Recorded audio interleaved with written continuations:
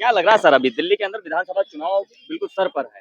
एक हिसाब से आम आदमी पार्टी और भारतीय जनता पार्टी दोनों लोग दावा ठोक रहे हैं कि हमारी सरकार बनेगी। कांग्रेस का कहना है कि जब तक हम किसी के साथ नहीं जाएंगे तो तब तक पूर्ण रूप से किसी की सरकार नहीं बनेगी। देखिए, इसको तो खैर ओवर कॉन्फिडेंस कहते हैं। हाँ। ठीक है, लेकिन मैं किसकी सरकार बनेगी, किसकी नहीं सरकार बनेगी, इसकी भविष्यवाणी तो नहीं करना चाहूंगा। आप भी नहीं करना चाहेंगे एज पत्रकार, एज जर्नलिस्ट।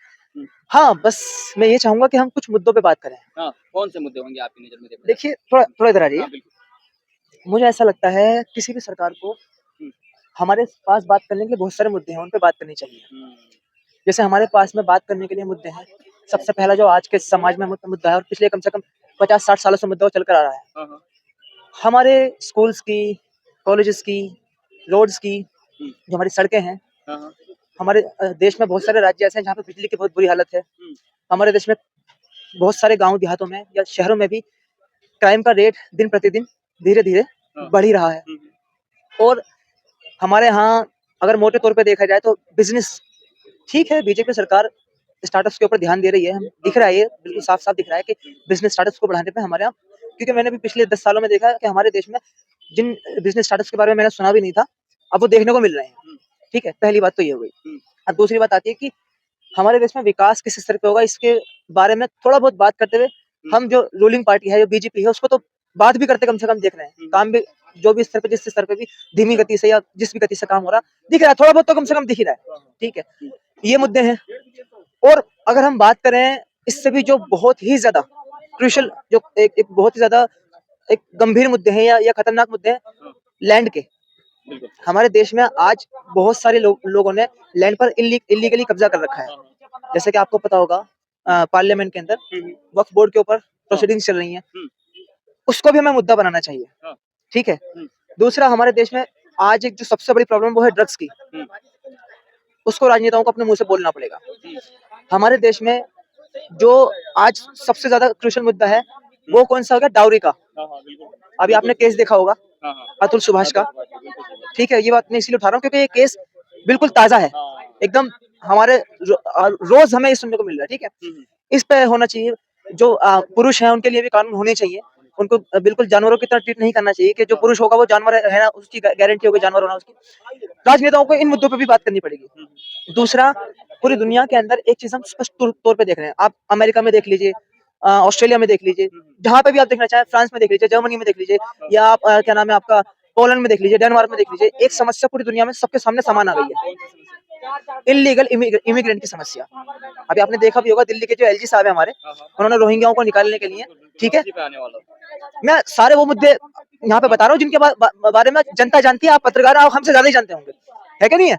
ये भी एक बहुत गंभीर मुद्दा है जिसके लिए कम से कम बीजेपी के मुख्यमंत्री भी बात कर रहे हैं। आपने देखा होगा हिमंत विश्व शर्मा जी, ठीक है, जो हेमंत विश्व शर्मा, उन्होंने भी बात की है। अभी इस पे जो हमारी रूलिंग गवर्नमेंट भी बात कर रही है, हमारे एलजी साहब बात कर रहे हैं, और इस पर हम ही नहीं, अमेरिका के ट्रम्प भी बात कर रहे हैं इसके ऊपर।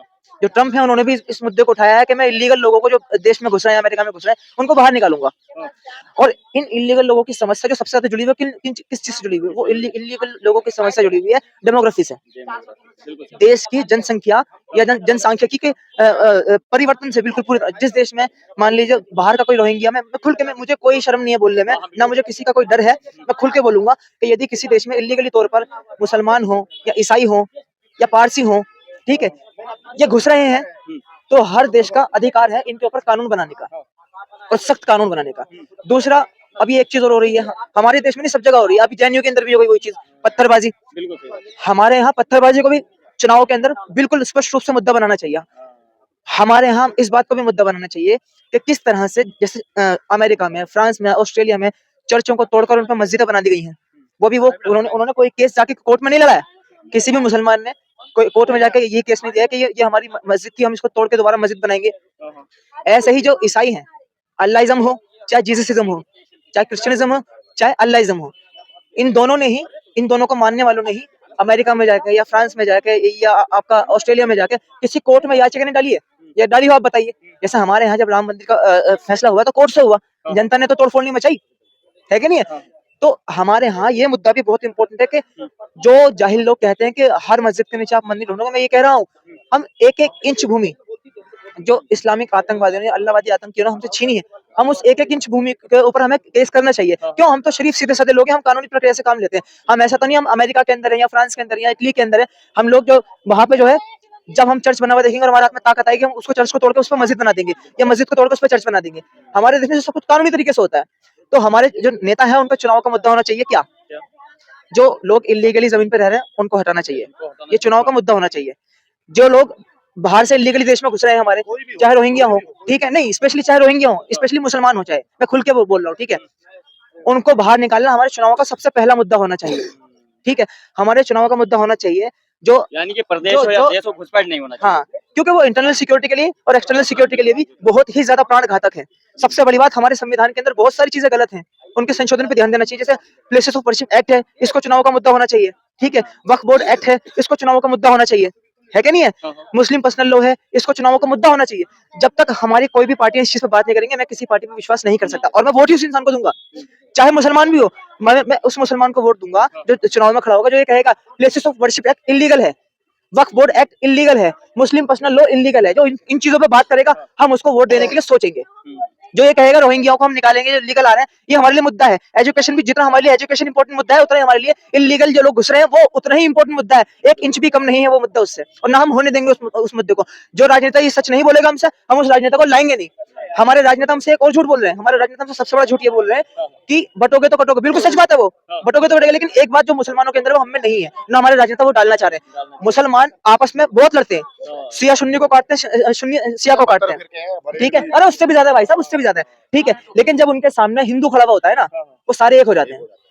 हमारे हिंदुओं में ये बात नहीं, ये इसको क्या होता है, दुश्मन की पहचान। उनको, मुसलमानों को, ईसाइयों को अपने दुश्मन की पहचान है। कौन उनका दुश्मन? हम हिंदू।